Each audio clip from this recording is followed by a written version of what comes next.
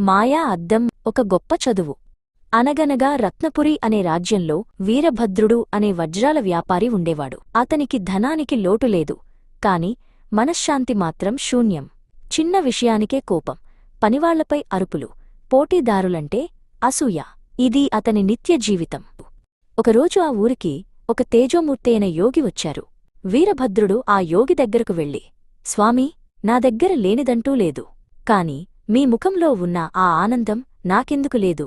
ఆ మెరుపు రహస్యం ఏమిటి అని అడిగాడు.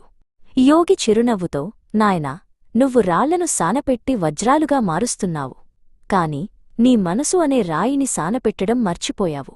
నేను చదివేది ఒక అద్భుతమైన చదువు, అది మనిషిని దేవతగా మారుస్తుంది అన్నారు. యోగి అతనికి ఒక చిన్న వింతైన అద్దం ఇచ్చారు. ఇది సాధారణ అద్దం కాదు, ఇందులో నీ ముఖం కనిపించదు, నీ గుణం కనిపిస్తుంది. నువ్వు కోపంగా ఉంటే ఇందులో రాక్షసుడు కనిపిస్తాడు, శాంతంగా ప్రేమగా ఉంటే దేవత కనిపిస్తాడు. నీ లక్ష్యం ఒక్కటే, ఈ అద్దంలో ఎప్పుడూ దేవతనే చూడాలి, అదే నీ చదువు అని చెప్పారు. మొదటి రోజు వీరభద్రుడు పనివాడిపై అరవబోతుండగా అద్దం చూసుకున్నాడు. అందులో వికారమైన రూపం కనిపించింది. వెంటనే నాలుక కరుచుకున్నాడు. కోపాన్ని మింగేసి శాంతంగా మాట్లాడాడు. అద్దంలో రూపం మెరిసింది.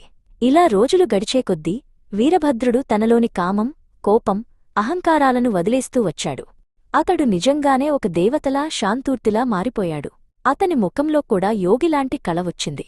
వీరభద్రుడు సంతోషంగా యోగి దగ్గరకు వెళ్ళి, స్వామీ, నేను గెలిచాను, ఇప్పుడు నేను పూర్తిగా మారిపోయావు అన్నాడు. కాని యోగి తల అడ్డంగా ఊపారు. లేదు నాయనా, నీ చదువు ఇంకా పూర్తి కాలేదు.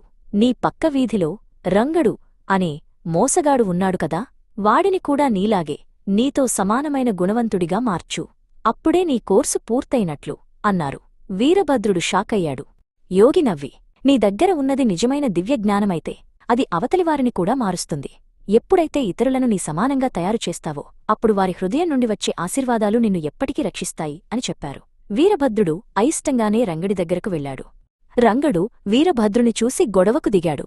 కాని వీరభద్రుడు కోప్పడలేదు. చిరునవ్వుతో రంగడికి సహాయం చేశాడు. అతని కష్టాల్లో తోడుగా నిలబడ్డాడు. వీరభద్రుడిలోని ఈ ఊహించని మార్పు రంగడిని కదిలించింది. నీలో ఈ మార్పు ఎలా వచ్చింది అని రంగడు అడిగాడు.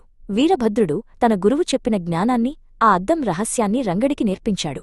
మెల్లగా రంగడు కూడా మారడం మొదలుపెట్టాడు. ఒకప్పుడు శత్రువులుగా ఉన్నవారే ఇప్పుడు ఆత్మబంధువులయ్యారు. అన్నా, నన్ను మనిషిగా మార్చావు అని ఆశీర్వదించాడు. ఆ రోజు యోగి వీరిద్దరినీ చూసి ఇలా అన్నారు, ఇప్పుడు మీ చదువు పూర్తయింది. మీరు కేవలం మనుషులు కాదు, భూమిపై నడుస్తున్న దేవతలు.